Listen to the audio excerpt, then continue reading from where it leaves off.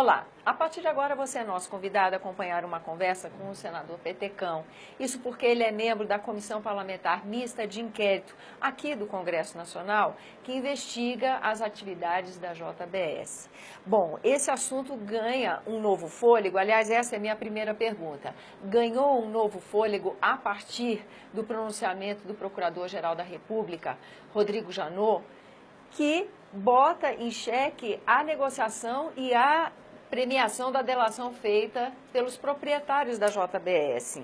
E aí vamos falar sobre esse impacto aqui no cenário político, da perspectiva do senador Petecão. Senador, muito grata pela sua presença aqui.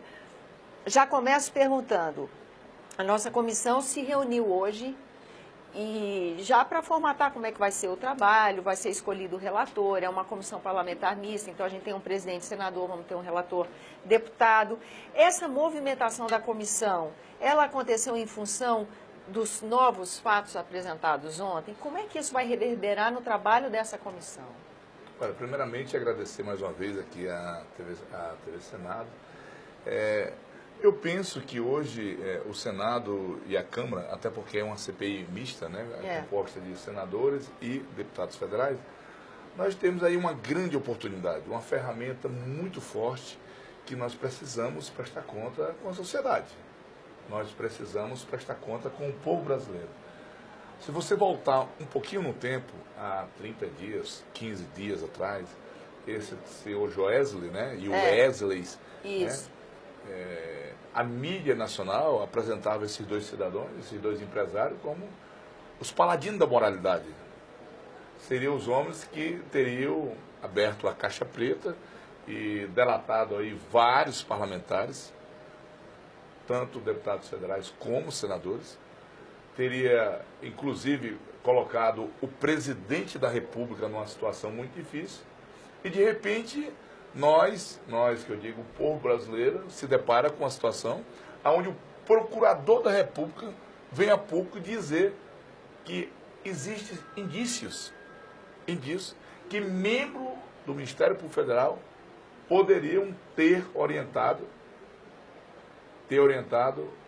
os empresários Joesley e Wesley para que eles fraudassem a delação.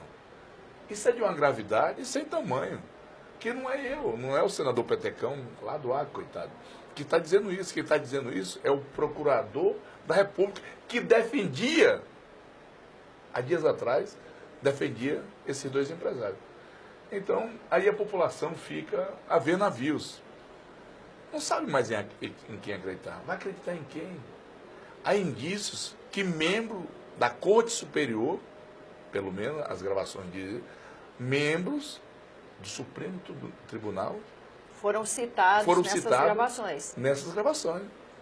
Isso é de uma gravidade. É o que diz o Procurador-Geral, né, da República. Pelo menos foi o que a mídia nacional divulgou.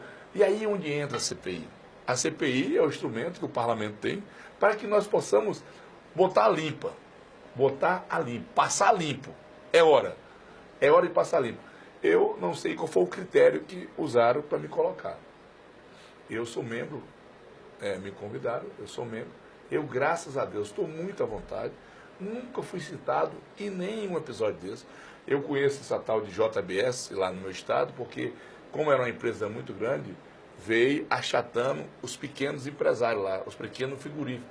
Como lá o braço dele lá é a Friboi. Né? Friboi, eu acho que é a mesma coisa, JBS. E comprou todos os pequenos frigoríficos para que eles estivesse na mão o monopólio ali da venda de carne. Então, não tenho relação, não conheço esse Joel, mas eu fiquei impressionado com a facilidade que esse homem teve nos governos passados de acessar os recursos, por exemplo, do BNDES. Né? Eu faço parte da CPI do BNDES também.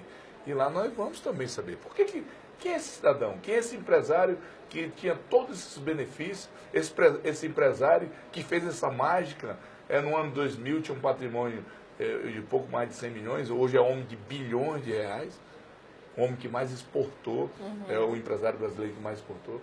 Será que ele é melhor do que os outros? Precisamos saber. Agora, senadora, o instrumento da CPI, ele está desgastado, né? E dar uma resposta consistente à sociedade com esse trabalho seria também importante para a imagem da atuação parlamentar, do Congresso Nacional, né?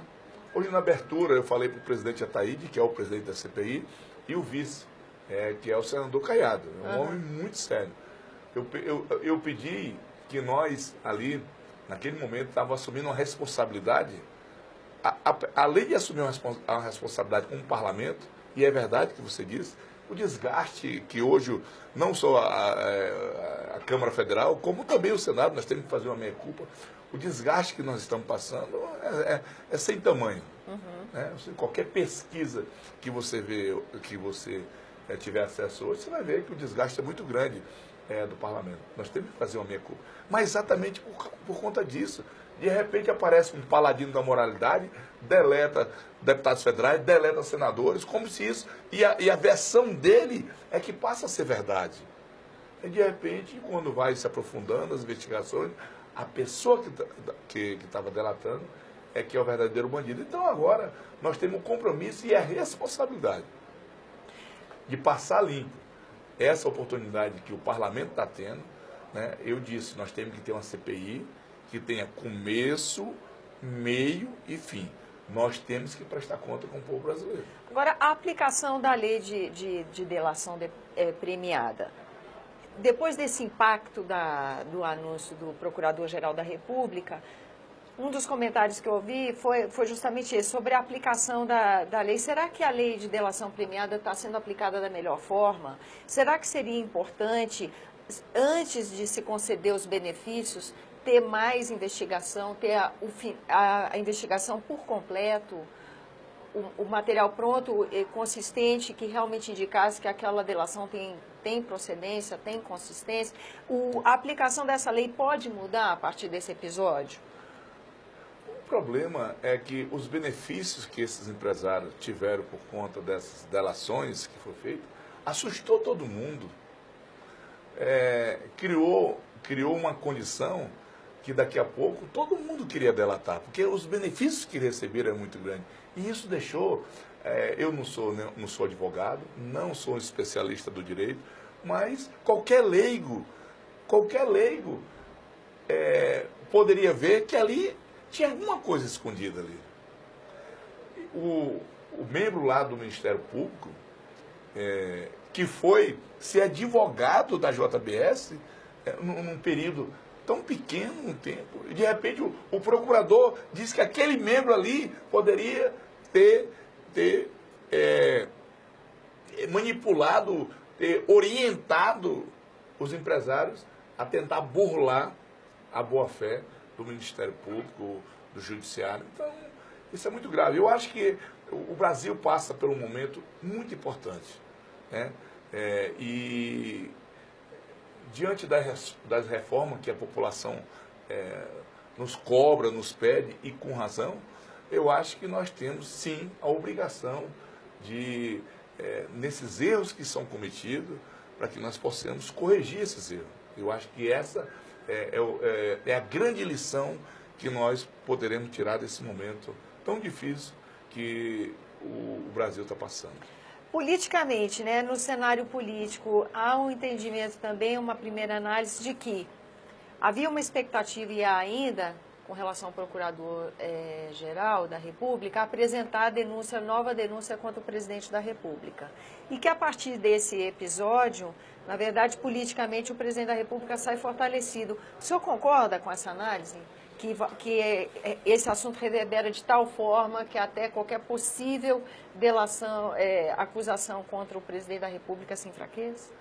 Olha, eu te confesso que eu estou ainda assim meio atordoado.